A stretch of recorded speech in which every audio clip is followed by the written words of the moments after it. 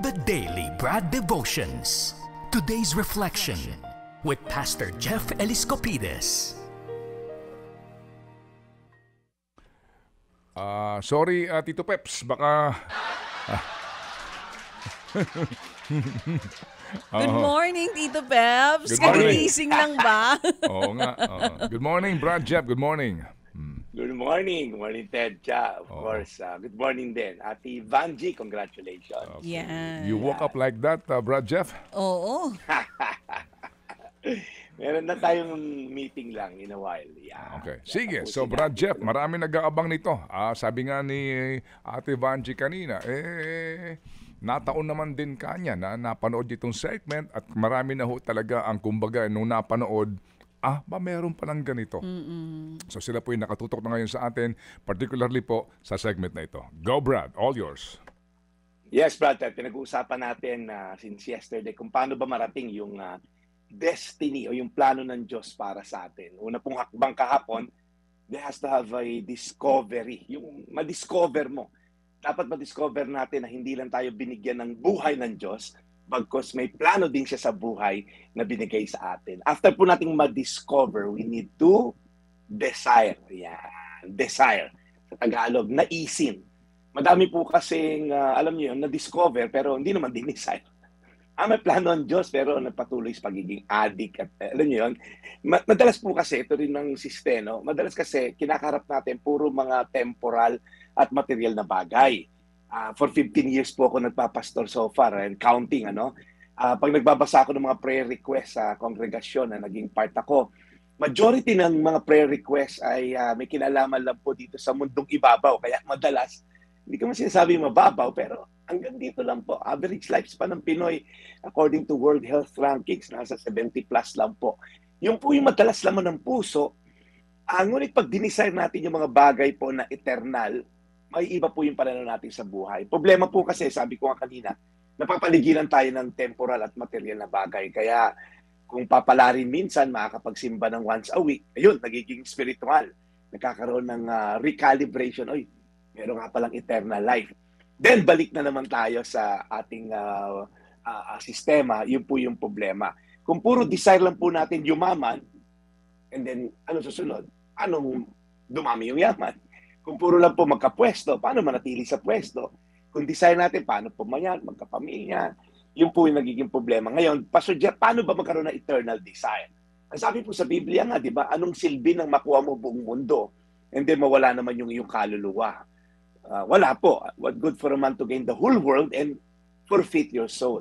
Paano maiba pananaw natin? Sabi sa Salmo 37:4, sa Panginoon mo hanapin ang kaligayahan at ibibigay niya sa iyo ang ninanais mo. Sa English po yan, delight yourself in the Lord and He'll give you the desires of your heart. Pagising pa lang po natin sa umaga, ano ba yung ninanais natin? Sinecheck mo ba TikTok mo or nagbabasa ba tayo ng Biblia? Okay? Pag may matindi kang kinakarap na problema, padrino ba agad or nagdadasal tayo sa Diyos? Paano natin mamahalin yung isang Diyos na hindi natin kilala? Kaya nga po dito sa Daily Brad, pinupush ko kayo, wag lang po dito sa segment na to umasa sa salita ng Diyos. Bumili po tayo ng sarili nating Biblia. Ang daming online shopping na available po yung Pinoy version. Mas madali intindihin para tayo may sarili rin pong pagbabasa at pagsunod sa mga binabasa natin. Again po, ang payo ko lang po, read this word. Get to know this God in a deeper level. Hindi lang po pang Daily Brad na 5 minutes a day. Bagkos bumili tayo ng Biblia at basahin natin araw-araw para tayo lumalim sa salita ng Diyos. Salmo 37:4. Sa Panginoon mo hanapin ang kaligayahan at ibibigay niya sa iyo ang ninanais mo. Ay manalangin, Panginoon, mahirap pong i-desire ang isang bagay, isang tao na hindi namin ganun kakilala. Kaya Lord, nawa, dito sa program na to, maging start ito, maging teaser ito, kumbaga, Lord God. Trailer, kumbaga, na isang malaking movie. Kung paano ka namin panood ng buo at mabasa at makilala ng buo sa pamagitan ng pagbabasa ng salita mo. So Lord, I pray, hindi lang ikaw makilala namin tuwing linggo, pagsimba, bagkus Lord makilala sa araw-araw namin pamumuhay. Ikaw po ang aming i-desire, ang aming naisin for the rest of our lives. In Jesus' name. Amen. Amen. Mahal na Panginoon, maraming salamat po muli sa magandang mensaheng hatid ng The Daily Brad.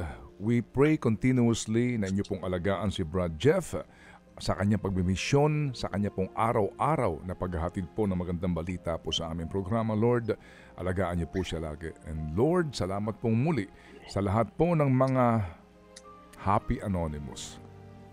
Sa lahat din po ng mga nagbibigay ng pag-asa sa amin pong kinakaharap ng mga problema araw-araw. Lord, nasa sa inyo po ang lahat ng pagpupuri. In Jesus' name, we pray. Amen. Amen. Amen. Brad Jeff, salamat muli ng marami. Thank you so much. At na naman, ang ating mga suki na itong inaabangan, gaya po ni Tito Talyada, and of course, ni Tita Tess de los Reyes, at maging si Ma'am Tess and Lou Doktora. Maganda umaga po sa inyong lahat. Ikaw din ang kanilang iniidolo araw-araw. So thank you, Brad. Salamat na marami. Maraming salamat, Ted. Pag seniors yan, Ninang Cory, Nepomuceno, yan. Pag mga seniors, lagi nakaabang yan. Pero mahal na mahal natin ang ating mga seniors. Ito po yung Daily Brad. Nagpapaalam na po, your daily dose of inspiration. Thank you, serving the people, Brad Jeff Eliscopides. Ted Filon at DJ Chacha. Ngayon, nasa Radyo 5, 92.3 News FM. Monday to Friday, 6 to 10 a.m.